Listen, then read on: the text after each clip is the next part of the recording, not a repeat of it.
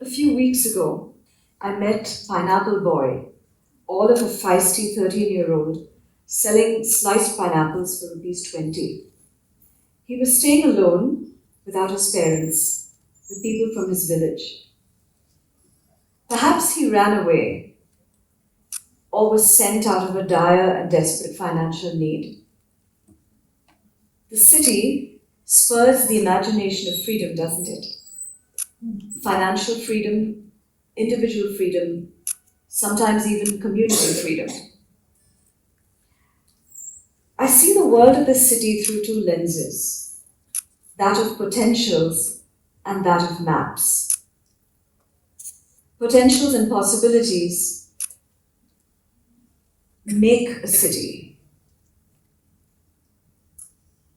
even while the city and its potential is made up of the extraordinary God-given potential of human beings, you and me, every single one of us. My work purpose is the domain of public space.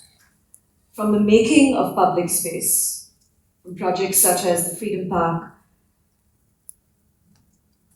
by the BBMP, the National Military Memorial by the BDA, and other private public spaces of the city. And at the other end of the spectrum, looks at repair and rehabilitation as strategies for the now and the here. In physics, potential energy is stored energy and implies a potential field. How do we bring the potential of the city and the extraordinary potential of every single person in the city together? Potentials represent what each of us bring. How do we create possibilities for every single person to thrive in a city? On the other hand, maps are existing imaginaries formed by each individual, specific to individuals and communities, which traverse interests, imaginations, and ideas. For instance, if you are a food historian, your map would include the local food of Vivipuram, would include a decrepit military canteen somewhere, a new Michelin-starred restaurant perhaps. If you were a pilot, your map would be something else. If you were an architect, your map would be something else. If you were a geophysicist, your map would be something else. Maps must overlap. These cognitive maps must overlap to create the rich tapestry of the city. Next, please. At this point, I want to just remind us of the fundamental difference between village and town and the city. In a village or even in a small town, familiarity is key. In the city, it's choice. And choice is the architecture of freedom. And therefore, we find that in a city, the diversity enables the collision of ideas. A poet from Tumkur can collide with a software developer from SAP Labs. A musician can become a movement. A refugee can become a restaurateur.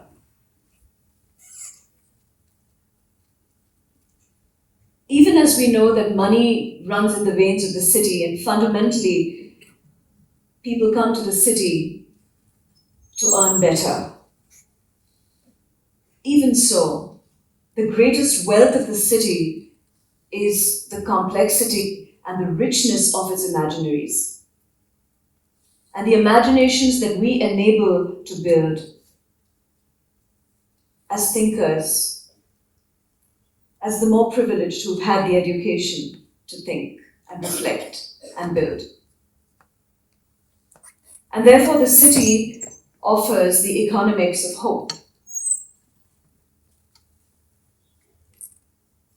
I want to suggest that belonging is a precursor to dwelling in the city.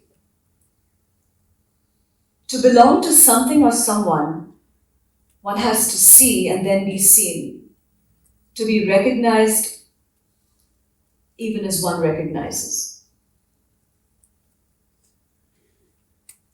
And this belonging can happen in very many ways, but it has to be designed, it has to be intentionally designed. Whether it's in policies and zoning rules, it's in traffic, it's in the way we greet each other, it's in the spaces where rich can meet poor, in spaces where a gesture can make a world of difference.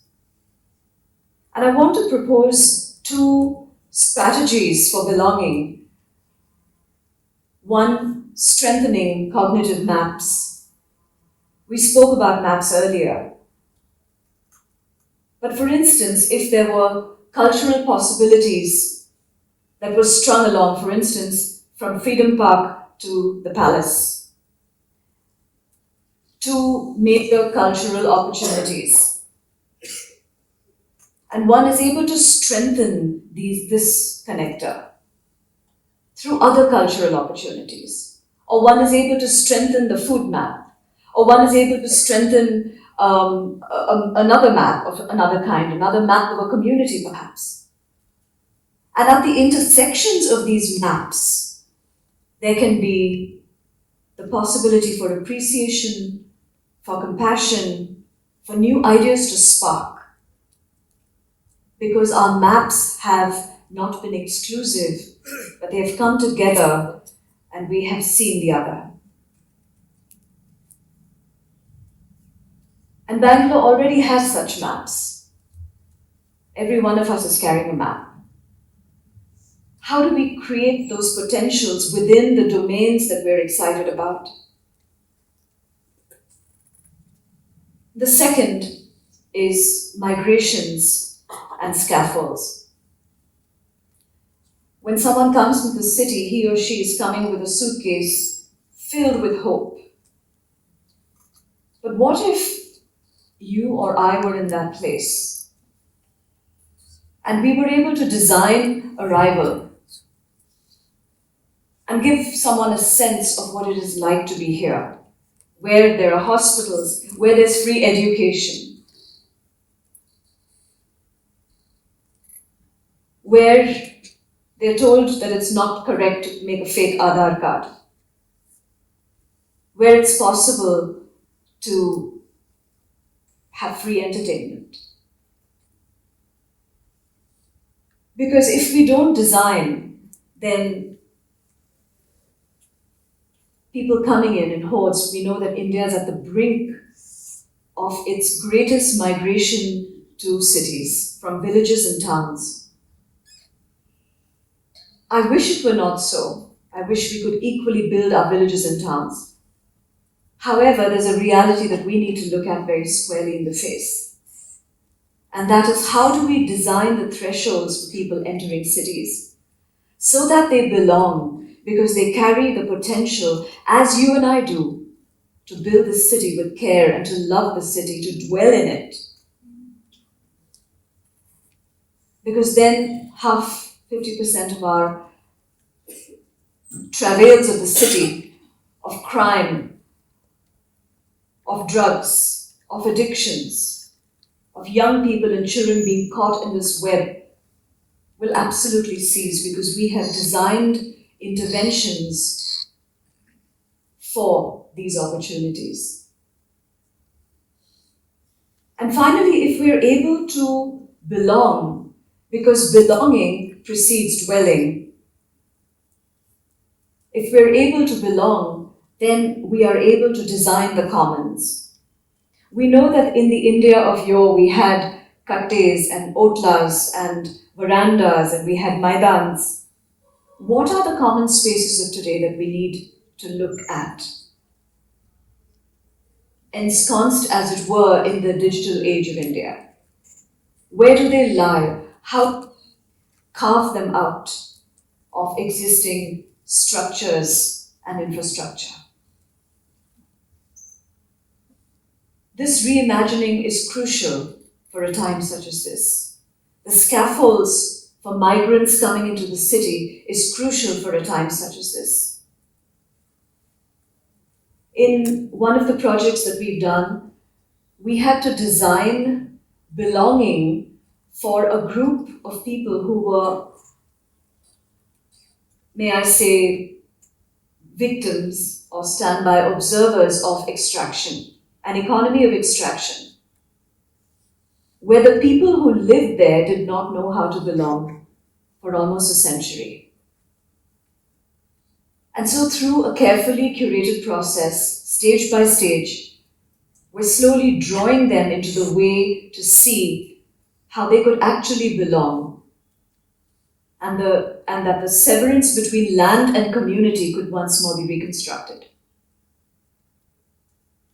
Whatever your domain, whatever my domain, our collaborative effort is the key right now to design these scaffolds and thresholds and cultural bits of infrastructure to enable citizens, you and me, and new people coming into our city to belong first and then to dwell, so that they can care and be co-creators with us. And we can be co-creators with them to build the city that we love. I never saw Pineapple Boy again, although I crossed that path many times in my car. I always looked out for him. Perhaps he was discovering other parts of the city until we designed the scaffolds of care for the city that we love.